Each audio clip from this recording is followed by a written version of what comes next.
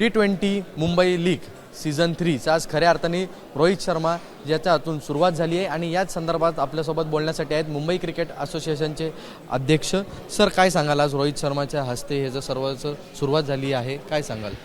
बघा, ही जी लीग जे तिसरं वर्ष आहे, मुंबईच्या प्रत्येक क्रिकेटरला एक प्लॅटफॉर्म आम्ही जो क्रिएट केला आहे, एक अपॉर्च्युनिटी आहे मुंबईसाठी, भारतासाठी किंवा वेगवेगळे लीग फॉर्मॅट खेळण्यासाठी एक आज आम्ही अपॉर्च्युनिटी क्रिएट केली आहे. आणि येणाऱ्या काळात जो वर्ल्ड कप जिंकणारा संघ असेल, त्याच्यात खेळणारा हा मुंबईचा प्लेअर असेल, हा नक्कीच या लीगमधनं खेळून परफॉर्म करून मुंबई आणि भारताच्या टीमसाठी खेळलेला असेल.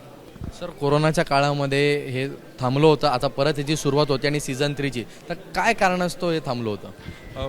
बघा, आधी ह्याचं एक जे टुर्नामेंटचं मॉड्यूल होतं हे वेगळं होतं. नंतर लोढा रिफॉर्म झाले, सुप्रीम कोर्टची ऑर्डर आली की हे IPLच्या धर्तीवर मुंबई क्रिकेट असोसिएशननी स्वतः केली पाहिजे. त्याच मॉड्यूलवर आज आम्ही IPLच्या मॉड्यूलवर हे मुंबई क्रिकेट ही लीग सुरुवात करते.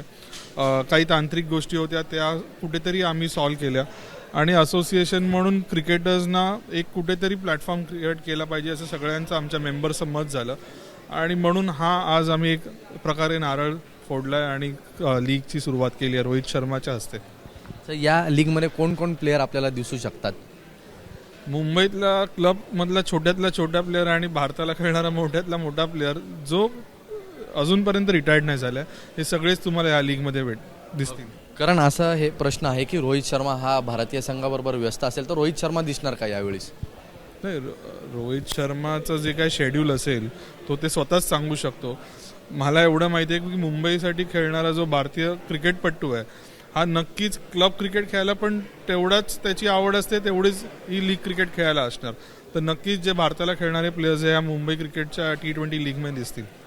रोहित शर्मा एक गोष्ट म्हणला की MCAने अनेक नवीन खेळाडू तयार केले आणि त्यांच्यासाठी नेहमी मेहनत घेत असते, तर या सीझन 3मधून कशा प्रकारे आपण नवीन मुलांना संधी द्याल? बघा, आज 8 टीम आहेत, अराऊंड 18 मुलं खेळणार आहेत, म्हणजे 150च्या अराऊंड प्लेयर्सना संधी मिळणार आहे. मुंबईच्या टीममध्ये 15च खेळू शकतात, भारताच्या टीममध्ये सुद्धा 15च खेळू शकतात. तर ह्या 150 प्लेयरला कुठेतरी 15मध्ये येण्यासाठी कुठेतरी परफॉर्म केला पाहिजे, त्याच्यासाठी आज आम्ही अपॉर्च्युनिटी क्रिएट केली आहे. तर ही लीग तर खूप उत्तरं तुम्हाला येणाऱ्या काळात देऊन जाईल. आपल्याबरोबर मुंबई क्रिकेट असोसिएशनचे अध्यक्ष अजिंक्य नाईक यांनी सांगितले की नवीन मुलांना देखील यावेळेस अनेक संधी उपलब्ध राहतील. कॅमेरामन अनिल संगारेसोबत ईशान देशमुख, ABP माझा, मुंबई. ABP माझा, उघडा डोळे बघा नीट.